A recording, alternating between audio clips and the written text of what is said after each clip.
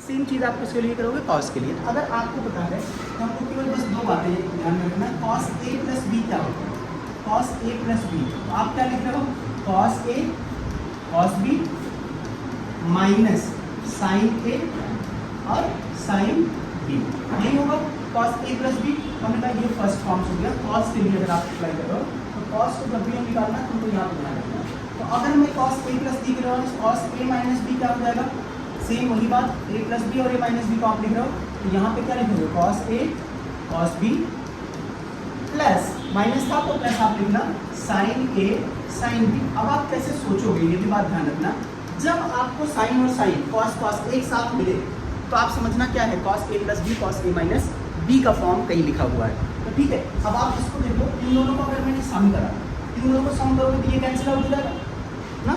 अगर इन दोनों को ऐड करूंगा इक्वेशंस को, ये कैंसिल, कितना सी माइनस कैंसिल आउट, केवल यही बचेगा। तो ये क्या लिख सकता हूँ मैं, हमने कहा कि कॉस ए प्लस बी और plus cos A minus B, जब इन दोनों को ऐड करोगे तो आपको क्या मिलना है, आपको मिलेगा कॉस ए माइनस बी तो 2 कॉस ए कॉस बी। तो दोनों क्या मिलना है आपको, अलग अलग फॉर्म्स में अगर आप देखोगे तो आपको कॉस और कॉस मिल रहा है, यानी क्या है, कॉस ए प्लस बी और कॉस ए माइनस बी का एडिशन है, प्लस करा हुआ है। तो इसी केस में आपको मिल रहा है थर्ड। अब हमने कहा कि अगर इन दोनों को सब्सट्रैक्ट कर दूँ, इन्हीं दोनों को आपने सब्सट्रैक्शन उसमें रखा है, अगर सब्सट्रैक्ट करोगे तो क्या मिलेगा, तो आप लिख रहे हो देखो cos A minus A plus B और उसके बाद minus cos A minus B. आप ध्यान से देखना इस बात को, अगर मैं माइनस करूँ तो यहाँ माइनस यहाँ माइनस यहाँ माइनस ना, तो यहाँ पे देखो ध्यान से, ये सब माइनस हो जाएगा, नीचे का नेगेटिव सब्सट्रैक्ट कर रहा हूँ ना, ऊपर वाले इक्वेशन से नीचे वाले को आपने सब्सट्रैक्ट करा हुआ है। अगर आप सब्सट्रैक्ट कर रहे हो तो देखो ये माइनस है माइनस, दोनों माइनस माइनस, तो ये माइनस कितना लिखूंगा, माइनस 2 साइन ए साइन बी। तो अगर आपको साइन ए और साइन बी दो अलग अलग एंगल, ये दोनों डिफरेंट एंगल अगर एक साथ मिले और इनमें क्या हो, आपको दोनों मिला हो, इसका मतलब मैं इसको ब्रेक करूंगा कैसे, वाइस वर्सा, ये दोनों में ब्रेक होता है, इस तरह से मिला है, इसको वापस में यहाँ ब्रेक कर लेंगे। जब भी आपको इंटीग्रेशन करना होगा तो आप डायरेक्टली इसे ब्रेक करते हो, तो सिंप्लीफाई करने में आप इसमें लिखो, तो ए प्लस बी और ए माइनस बी का माइनस है, सब्सट्रैक्शन करना। अगर दोनों को ऐड करोगे तो आपको कॉस और कॉस का साइन मिलता है, साइन और साइन का लिखना होगा, तो हमने क्या करा है, दोनों को सब्सट्रैक्ट करा हुआ है। तो आपने इसमें क्या करा, आप इस बात को देखो, अगर आप इसमें कर रहे हो हमको यहाँ भेजो, तो तीसरी बात मैंने आपको बताया, ये तो हमारा फॉर्मेशन हुआ। अगर मैं ए प्लस बी को मैं क्या मान लूँ, ए प्लस बी को जैसे ऊपर माना आपने सी मान लिया, और ए माइनस बी को आपने क्या अज्यूम कर लिया, डी अज्यूम कर लिया, ये अजम्पशंस आपने लिया हुआ है। अगर इन दोनों को अज्यूम करोगे तो यहाँ पे दो रिजल्ट आपने अभी ऊपर कैलकुलेट करा दूसरे वाले फॉर्म्स में, तो आप इसको ऐड करोगे तो देखो ऐड करा तो हमने कहा कि देखो 2a इक्वल्स टू कितना मिला है, c प्लस डी, तो आपको a की वैल्यू क्या मिल गई, c प्लस डी बाई 2। यही बात आपको किसके लिए लिखना है, b के लिए लिखना है, हमने b लिखा तो b इक्वल्स टू क्या हो जाएगा, c माइनस डी बाई 2। ये दोनों फॉर्म आपने बना लिया a और b का ना, फॉर्मेशन मिल गया, ए का भी मिल गया, बी का मिल गया। अब यहाँ पे आप देखो ध्यान से कि मैंने कहा अगर मैं सब्स्टिट्यूट कर दूँ इसको, तो सब्स्टिट्यूट कर रहा हूँ किसमें, सब्स्टिट्यूट कर रहा हूँ इक्वेशन जो आपको दिया है, कौन सा, third and fourth. Third and fourth में आपने इसको सब्स्टिट्यूट करा तो ये क्या मिल जाएगा आपको, देखो cos C plus cos D, cos C plus cos D क्या मिलेगा, cos C plus cos D. अब आपको केवल सब्स्टिट्यूट करना है, देखो यहाँ पे उनका cos c plus cos d को अगर मैं सब्स्टिट्यूट करूँ तो बताओ a के प्लेस पे क्या लिख दूँ, आपने यहाँ पर रखा 2 और cos a के प्लेस पे हम लिखेंगे c प्लस डी बाई 2 और cos b के प्लेस पे c minus D by 2। Same है, अगर मैं यहाँ पे cos c minus cos d लिखूँ, cos d लिखूँ, तो आप इसको क्या लिख रहे हो, देखो माइनस 2 साइन a के प्लेस पे आप लिखोगे a plus c minus D by 2 और b के प्लेस पे आपने लिखा साइन सी माइनस ये C plus D by 2 C minus D by 2। ये फॉर्मेशन आपने ए और बी को सब्स्टिट्यूट कर दिया, आपको तीसरा फॉर्म्स मिल जाता है रिजल्ट में, जब आपको सी और डी के टर्म्स में ब्रेक करना एक एंगल में, तो दो अलग अलग दो फॉर्मेशन में मिल रहे हैं। तीसरा आपने देखा, हमने कहा देखो ये तो हमारा फॉर्म्स बन गया कौन सा, सी प्लस डी का, तो ये बना आपका क्या, फिफ्थ और ये सिक्स्थ, जैसे उसमें बना था इसमें भी यहाँ पे बना दिया फिफ्थ एंड सिक्स्थ। अब यहाँ पे देखो बहुत सारे जो आइडेंटिकल रिजल्ट आते हैं इसको हम डायरेक्टली यूज करते हैं अपने कैलकुलेशंस के पार्ट्स में, जो सबसे ज़्यादा परेशान आपको करता है। तो उसको दूर करने के लिए आप देखो, हमने ये कहा कि अगर मेरे एंगल कौन सी a बराबर b बराबर क्या हो जाए, x हो जाए, अगर एंगल आपका इक्वल हो जाएगा तो उस केस में आप कैसे बनाओगे, एंगल इक्वल है तो हमने कहा कि फॉर्मेशन पे रखो जहाँ a बराबर b, तो क्या लिखोगे, साइन जैसे cos a प्लस b तो मतलब x प्लस एक्स कितना हो गया 2x, x माइनस एक्स क्या हो जाएगा 0। और देखो यहाँ पे आप इसमें रखोगे a plus B a minus B.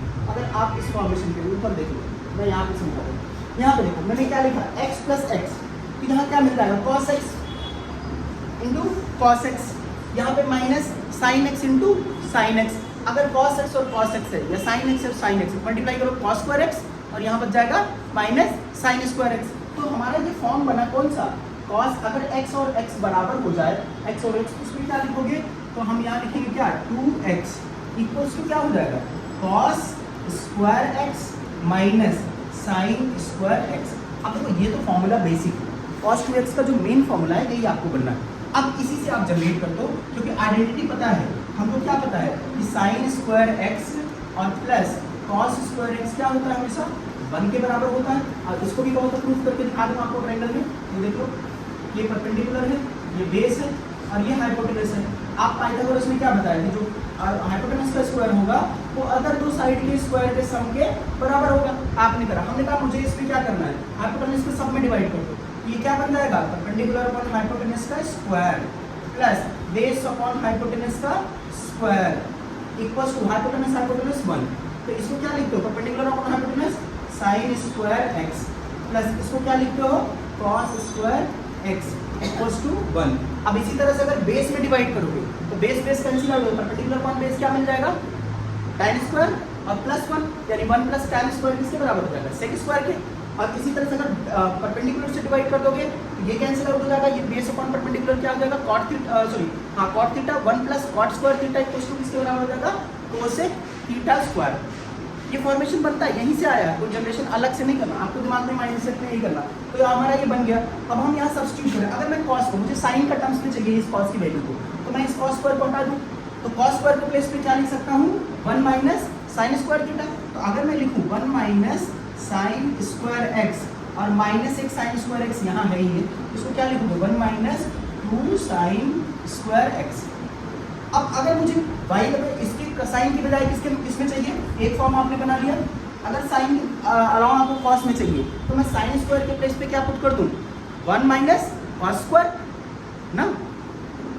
ये नहीं समझना, एक हमने क्या करा, ये cos कर दिया तो फॉर्म बन गया ना आपका। अब जहाँ cos स्क्वायर है, जैसे आप इसमें देखो, अगर इस वाले फॉर्म से मुझे cos स्क्वायर लिखना होगा cos स्क्वायर x, तो मैं इसको ले जाऊंगा इधर ना, इसको इस साइड cos स्क्वायर ले लेंगे 1 माइनस क्या बन गया ये sin स्क्वायर x। तो मैं इसको उठा के यहाँ रख दे रहा हूँ cos स्क्वायर के प्लेस पे, तो 1 माइनस क्या बन गया ये sin स्क्वायर x और माइनस ये sin स्क्वायर पहले इसका sin स्क्वायर x, यानी दोनों फॉर्म बना लिए 1 माइनस 2 sin स्क्वायर x। ये किसका फॉर्मूला है, ये भी cos 2x का फॉर्मूला है।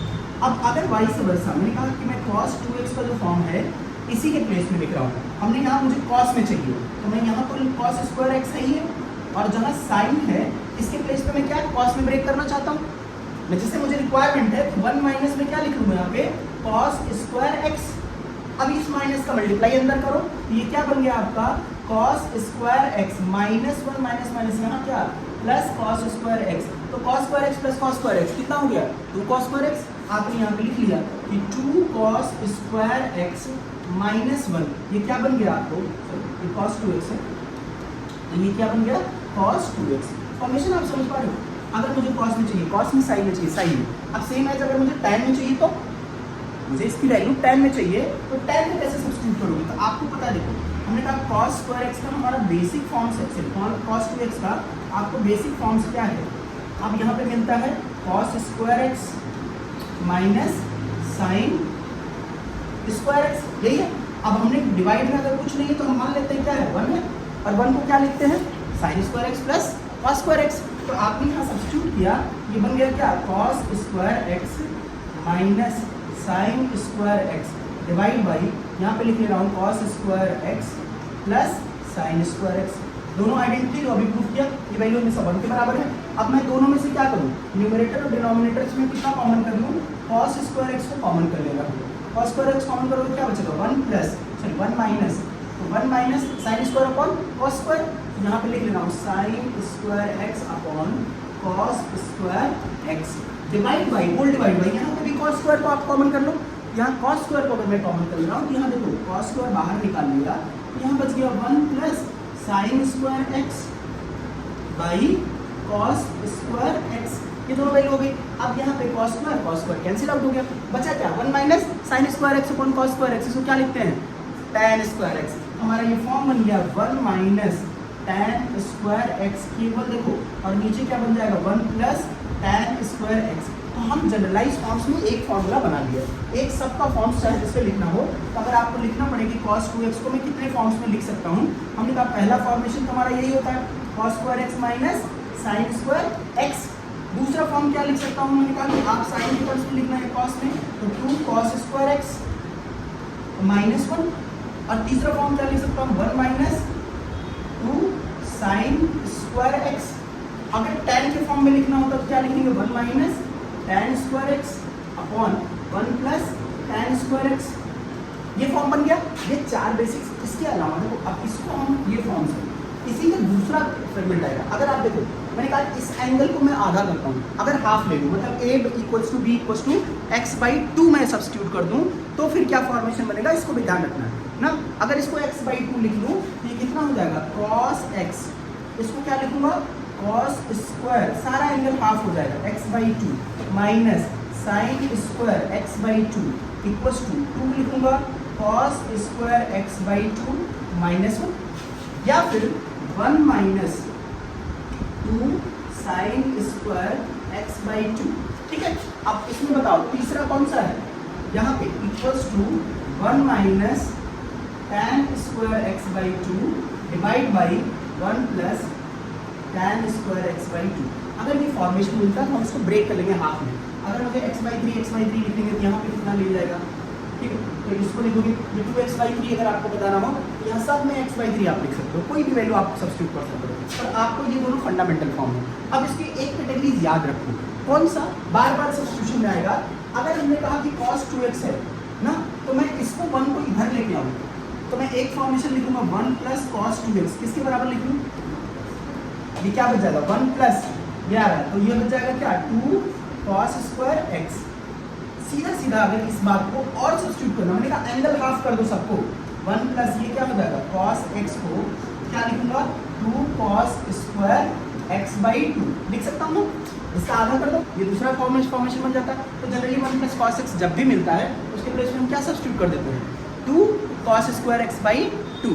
अगर यही बात आपको यहाँ पे लिखना है 1 माइनस cos 2x का, तो 1 माइनस cos 2x को लिखना होगा तो माइनस देखो मैंने कहा इस sin 2x को इधर लेके आओ, सामने पे ये टू साइन स्क्वायर एक्स को इधर लेके आओ, और यहाँ पे ये क्या चल जाएगा cos 2x इधर आएगा तो 1 माइनस cos 2x बनेगा यहाँ पे ना, तो 1 minus cos 2x equals to कितना हो गया, तो यहाँ पे 2 साइन स्क्वायर